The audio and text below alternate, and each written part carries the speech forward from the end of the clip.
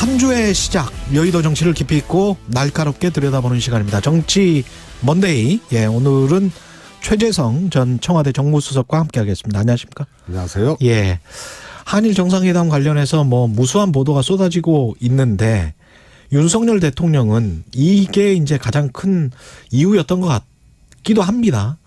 최악의 한일 관계를 방치할 수 없었다. 눈앞의 정치적 이익을 위해서 편한 길을 선택할 수도 나도 있었는데 최악의 한일 관계를 방치하는 대통령이 될 수도 있었는데 그러지 않으려고 이런 해법안을 내놓은 것이다.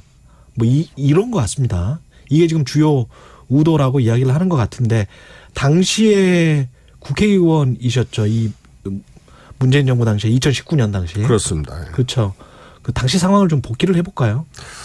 2019년 이제 7월에 일본이 반도체 규제를 했거든요. 예.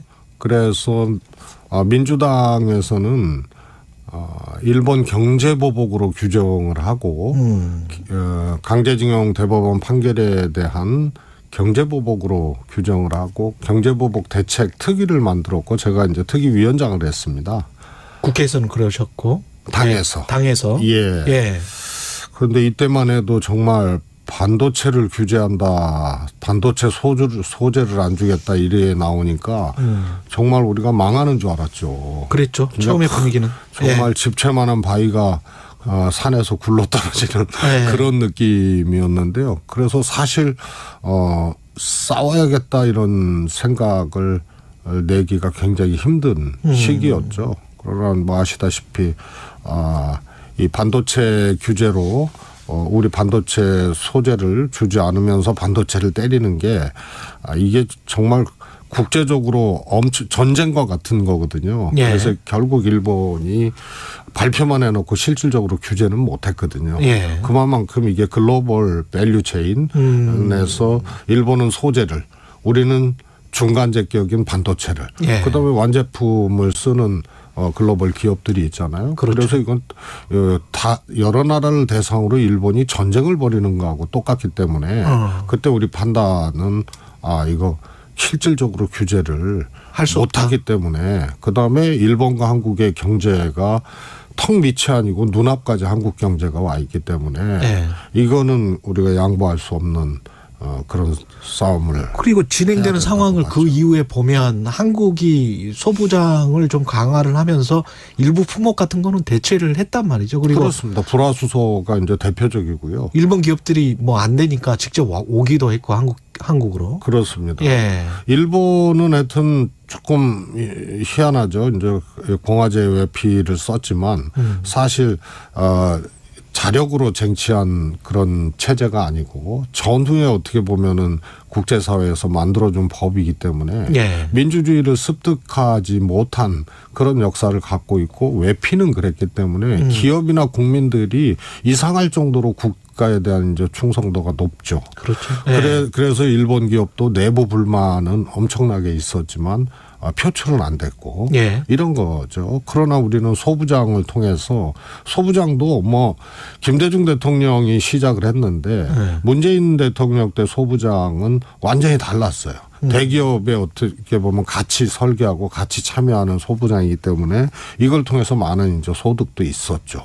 그러면 일본의 수출 규제 조치 이후에 한국 기업이 실제로 당한 거는 거의 없다. 거의 없습니다. 그런 상황이었는데도 불구하고 대통령은 최악의 한일 관계였다.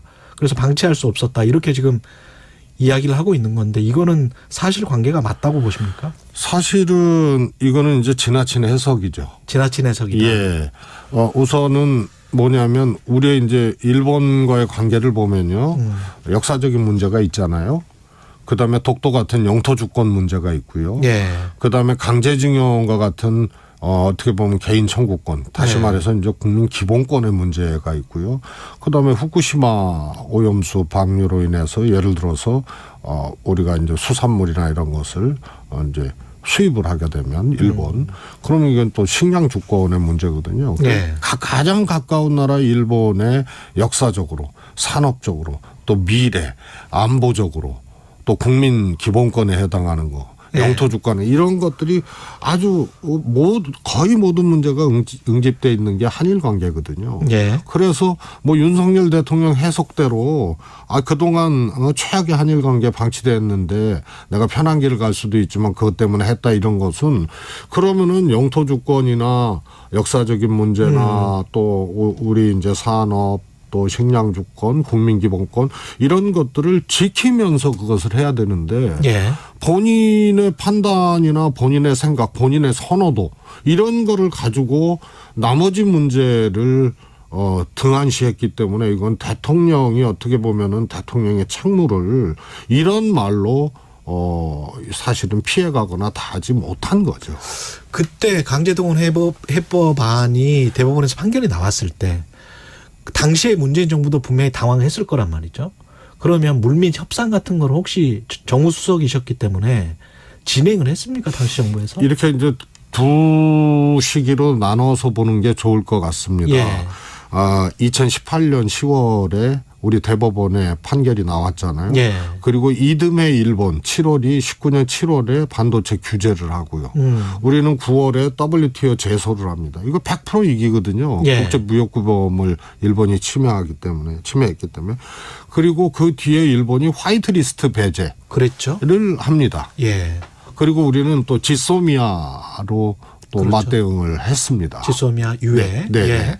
이런 과정이기 때문에 앞에는 대법원 판결 그러니까 일본이 이것을 정치적인 문제로 끌고 들어와서 경제보복으로 이렇게 하게 되고 우리는 여기에 대해서 또 대응해야 되고 이 시기가 2019년 말까지 계속됩니다. 예.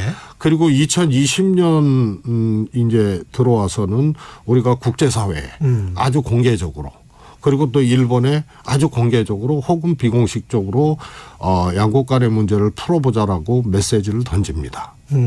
그러면서 일본도 겉으로는 이 메시지에 대해서 호응을 안 했지만 예. 사실은 협상 라인이 가동이 됐었습니다. 그때도. 네네. 그렇게 가동이 될 때. 이렇게 이제 두 시기로 좀 나눠볼 필요가 있습니다. 그렇군요. 2020년 이전과 2020년부터 문재인 정부가 적극적으로 한일 관계나 강제징용 문제에 따른 여러 가지 문제들 풀기 위해서 접촉을 하고 했던 시기죠. 그 협상 라인이 가동됐을 때 지금 현재 나온 윤석열 정부의 해법안과 비교해서는 어떻습니까? 그때 당시에 협상안들은. 한마디로 우리가 거절했고 일본이 제안했던 예. 그 안이 예를 들어서 금이라면 예. 지금 윤석열 대통령이 얘기한 그 해법 예. 이것은 구리도 안 돼요. 동도 안 돼. 일본이 우리한테 하자고 했던 그 해법안 제안이 이거 10배 100배 훨씬 나을 정도예요.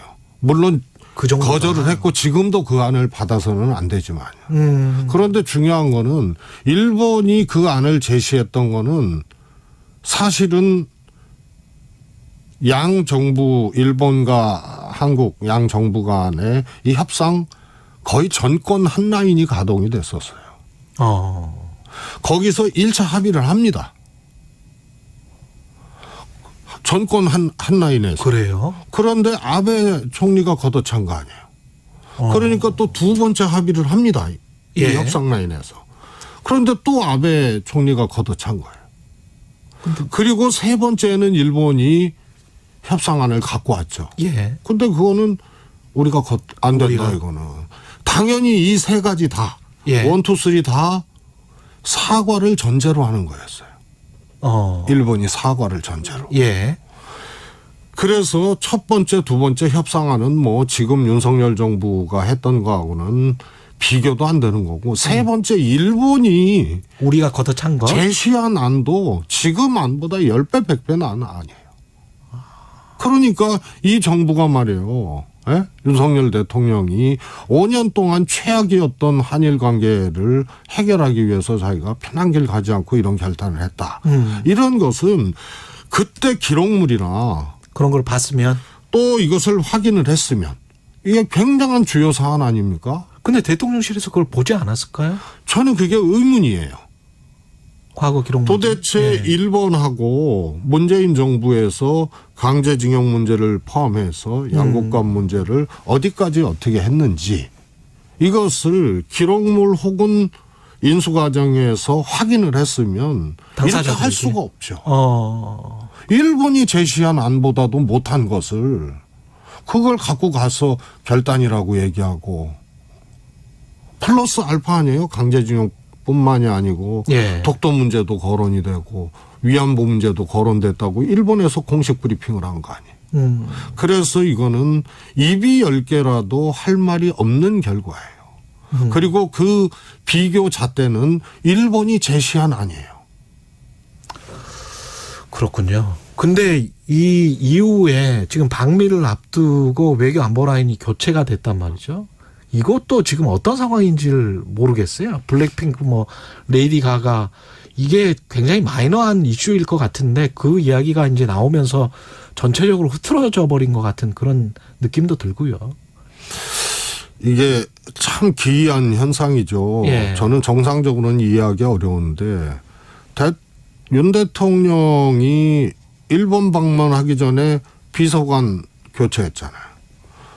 그다음에 이번에 또 안보실장을 교체를 하고요. 또 지난번에 스위스하고 아랍에미레이트 방문하기 전에 또 부대변인 그랬죠. 교체를 했어요. 예. 통상 교체를 해야 될 필요성이 있어도 목전에 손방외교나 정상외교를 끝내고 외교 라인이나 이런 것을 교체를 해야 되는데 예. 가기 전에 목전에 두고 가기 전에 교체한 거는 상식적으로 이거는 있어서는 안 될 일이고 납득이 안 가는 거죠. 그러면 가기 손방 전에 교체할 수밖에 없는 엄청나게 큰 사연이 있어야 되는데 그게 뭐냐 이거죠. 그래서 실책이나 보고 누락이나 이런 것은 갔다 와서 정리를 해도 되는 문제인데 예. 가기 전에 이렇게 한다면은 제가 보기에는 이거는 외교는 특히 정상외교는 내용과 형식이 정말 타이트하고 또 피곤할 정도로 정말 이 모든 참모들 모든 시스템이 초집중을 해서 이 진행하는 게 특히 정상외교인데 그렇죠. 형식에도 문제가 생기고 내용에도 문제가 생길 수밖에 없는 거예요. 뭐 한 달도 안 남기고 외교 안보 라인이 교체가 되면 그게 제대로 정상회담을 준비할 수 있겠느냐 그런 말씀이시네요. 아니면은 예. 의전, 형식, 또 프로그램, 또 협상해야 될 내용 이런 것을 다 윤석열 대통령 개인기에 의존해야 된다는 얘기거든요. 근데 이 관련해서 결국 그 나오는 이야기들은 이재호 국민의힘 상임고문 같은 경우는 김건희 여사의 줄을 선 행정관들과의 알력 다툼, 행정관 비서관들의 알력 다툼에서 시작됐다는 그런 설들이 있지 않습니까? 그리고 그거를 좀 인지하고 있는 것 같아요. 상당수의 정치인들이. 이건 어떻게 생각하세요? 이게 실제로 그런 배경이 될 수가 있습니까? 이제 확인할 수는 없죠. 현재 단계에서. 예. 그러나 이제 김건희 여사의 일종의 이제 권력적 정치적 지위 이런 것은 윤석열 대통령과 공동 정권이라고 할 정도로 굉장히 높다라고 다 보고 있지 않습니까? 그리고 심지어는 윤석열 대통령 위에 김건희 이런 김건희 여사 이런 얘기들도 있어요. 우리가 근데 영부인을 선출하지는 않았잖아요. 그렇습니다. 예. 그래서 영부인도 정부의 이 공식적인 국정운영 시스템이나 이런 것을 벗어난 그런 존재거든요. 대통령 영부인으로서의 역할은 있지만 국정운영의 공식 시스템은 아니란 말입니다. 예. 그래서 이게 오버가 되거나 이러면은 이런 게 국정농단이에요. 그래서 김건희 여사가 실제로 인사에 관여를 하고 또 김건희 여사와 인연이 있던 사람들이 청와대에 근무했다, 대통령실에 갔다는 거는 이미 보도도 되고 확인도 됐지 않습니까? 그렇죠. 그 폭이 얼마만큼이고 어느 자리인가 전부 볼 수는 없지만 이미 확인이 되고 짐작된 일이거든요. 예. 대표적으로 김태효 1차장은 뭐 하여튼 대통령과 아크로비스타 이 거주지가 또 같았다는 그런 것도 있지만 예. 굉장히 특이한 거예요. 1차장이 되면서 1, 2차장이 바뀌거든요. 역할이. 그렇죠. 문재인 예. 정부 때는 1차장이 국방이었어요. 2차장이 외교였어요. 예. 그런데 김태효 차장이 되면서 1차장이 외교가 됐어요. 외교가 되고. 그러면 1차장은 뭘 하냐면 NSC의 사무처장이에요. 그러니까 외교와 안보까지 다 여기서 컨트롤을 하게 되는 거죠. 그러니까 안보실장하고 충돌이 있을 수밖에 없고 굳이 따지자면 안보실장은 외교 라인으로 볼 수 있고 예. 김태효 실장은 MB 때 청와대에 있었고 어떻게 보면은 이 대통령 김건희 여사하고 뭐라 그럴까요? 좀 지근거리에 지근거리? 있는 사람이 아니냐. 그래서 김태호 차장이 있는 한은 안보실장이 누가 돼도 실장 위에 사장 역할을 하는 거예요. 실장의 사장 역할을 할 것이다. 하고 있을 것이다. 그래서 이 충돌이 저는 근원적이지 않나 보고요. 블랙핑크가 펑크나고 예. 레이디 가가 레이디들 퍼스트 레이디들이 고한 것이 아니고 그냥 이 가처분 됐거든요, 이게. 예. 공연이. 예. 그래서 그거는 주요 원인은 아닐 것이다.